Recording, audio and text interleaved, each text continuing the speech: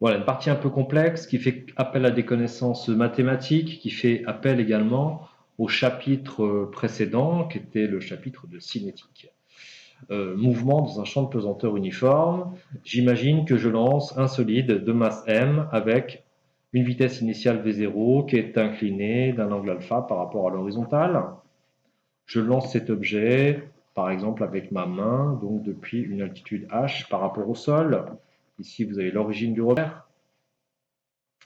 J'ai représenté le vecteur champ de pesanteur. Il est uniforme, c'est-à-dire qu'en tout point de l'espace, le vecteur g a la même valeur, la même direction, le même sens. Je souhaite déterminer les caractéristiques du vecteur accélération. Pour cela, je me demande quelles sont les forces extérieures qui s'exercent sur ce solide lors de son mouvement. Puisque je néglige ici les frottements, il n'y a que le poids qui s'exerce sur mon solide. J'ai représenté une position particulière du solide ici, et vous voyez, le poids est vertical. Je vais donc appliquer la deuxième loi de Newton dans le référentiel, et par exemple ici qui est un référentiel terrestre, que je vais supposer galiléen. Si je ne suppose pas mon référentiel galiléen, je ne pourrai pas appliquer les lois de Newton et donc mon exercice s'arrêtera là. J'applique la deuxième loi de Newton, le vecteur P égale à MA. Donc vecteur A égale vecteur G. Le vecteur accélération est vertical et dirigé vers le bas tout au long du mouvement. Voici les coordonnées du vecteur accélération. Suivant l'axe OX qui est perpendiculaire à ma feuille, eh bien AX égale à 0 puisque G est inclus dans le plan de la feuille. AY égale à 0 puisque le vecteur OY est horizontal et que le vecteur G est vertical. Et AZ égale à moins G puisque le vecteur G est parallèle à l'axe OZ, mais l'axe OZ est dirigé vers le haut. Donc la coordonnée de AZ égale à moins G.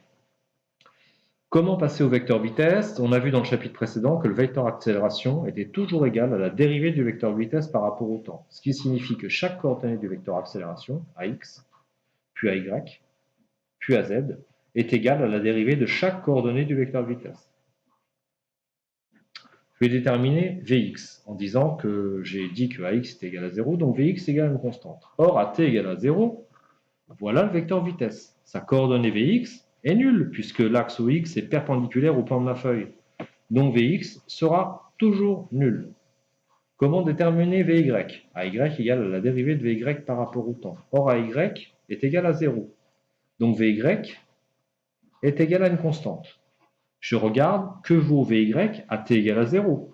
Si j'ai la valeur, je l'aurai à chaque instant puisque Vy est une constante. Or Vy est la coordonnée que vous avez ici de V0. Le vecteur V0 a donc deux coordonnées, une suivant l'axe OZ et une suivant l'axe OY. Vy, c'est le côté adjacent de ce triangle que je vous montre avec la pointe de mon feutre. Donc Vy égale V0 cos alpha. La bille, le solide que je lance, aura une vitesse constante suivant l'axe OY.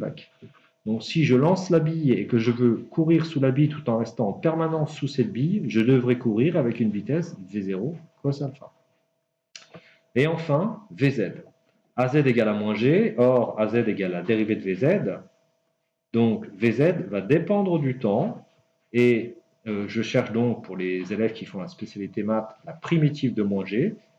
Si je dérive moins gt, j'obtiendrai moins g. Méfiance, si je dérive moins gt plus une constante, j'aurai aussi comme dérivée moins g. Donc voilà l'expression de Vz. Mais que vaut cette constante? Pour ça, il faut que je connaisse Vz à t égale à 0. Vz à t égale à 0, c'est cette coordonnée. C'est ce côté du triangle que vous avez ici. Donc, c'est V0 sinus alpha. J'ai la constante, Vz égale moins gt plus V0 sinus alpha. Voilà pour les coordonnées du vecteur vitesse. Je vous rappelle que le vecteur vitesse est en permanence tangent à la trajectoire. Je l'ai représenté en plusieurs points. Je l'ai fait sans ma règle.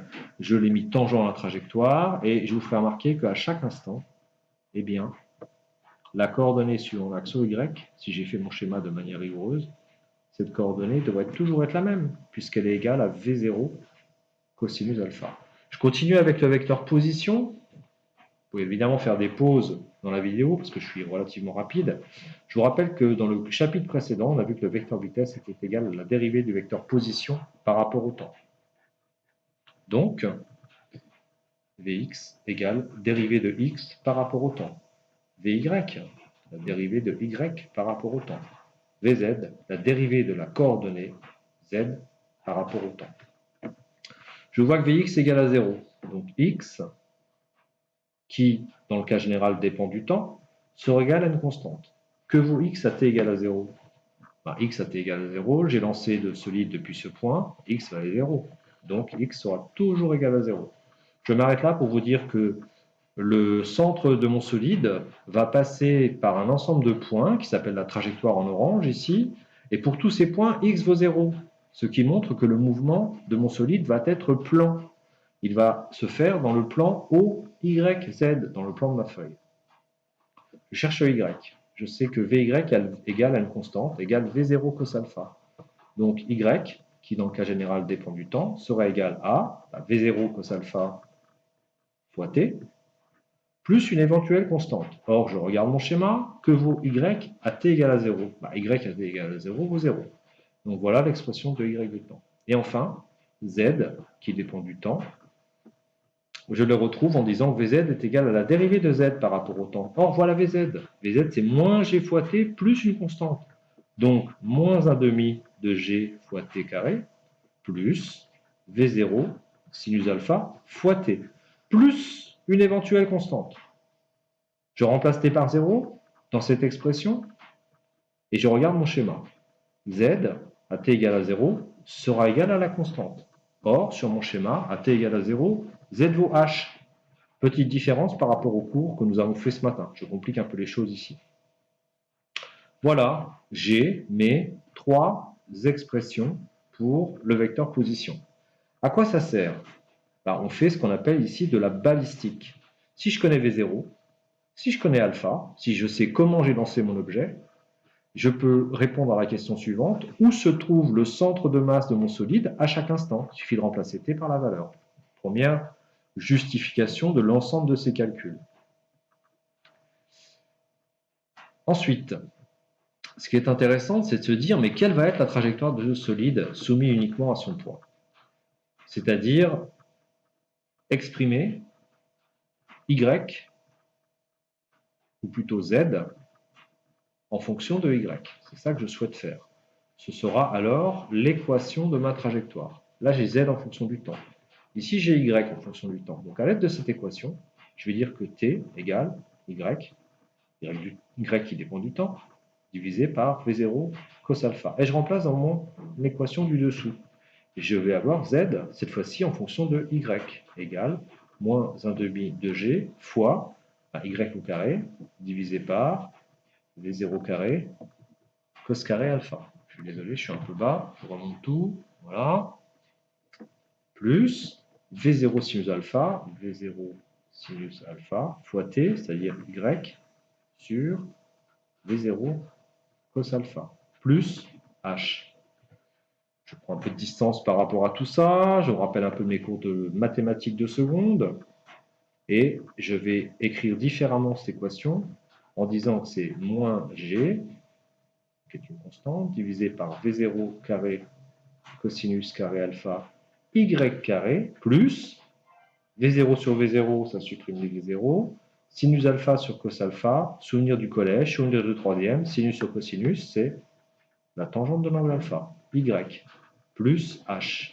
Vous avez ici une équation du type Z qui dépend de Y, qui est égale à A, une constante, fois Y au carré, plus B, une constante, fois Y, plus C, qui est égale à H. C'est ce qu'on appelle un polynôme du second degré. L'équation sera une parabole.